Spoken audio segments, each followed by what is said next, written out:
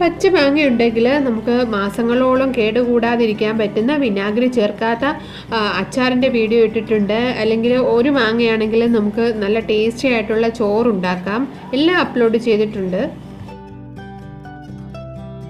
വളരെ ഈസി ആയിട്ട് ഈ മാംഗോ ബർഫി നമുക്ക് വീട്ടിൽ തന്നെ ഉണ്ടാക്കാം. അതിന് മുൻപ് എൻ്റെ ചാനൽ ആദ്യമായിട്ട് കാണുന്നവരാണെങ്കിൽ സബ്സ്ക്രൈബ് ചെയ്യണം. ഈ ബർഫി ഉണ്ടാക്കാനായിട്ട് നമുക്ക് അല്പം ഡെസിക്കേറ്റഡ് കോക്കനട്ട് വേണം.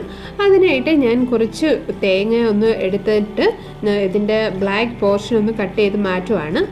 മാറ്റിയ ശേഷം ചെറിയ പീസസ് ആയിട്ടൊന്ന് കട്ട് ചെയ്തെടുക്കാം. ഡെസിക്കേറ്റഡ് കോക്കനട്ട് ഷോപ്പിലോ അല്ലെങ്കിൽ സൂപ്പർ മാർക്കറ്റിലോ ഒക്കെ പാക്കറ്റുകളിൽ നമുക്ക് മേടിക്കാൻ കിട്ടും. ഇപ്പോൾ തേങ്ങ ഉണ്ടെങ്കിൽ നമുക്ക് ഈസി ആയിട്ട് ഡെസിക്കേറ്റഡ് കോക്കനട്ട് ഉണ്ടാക്കാം.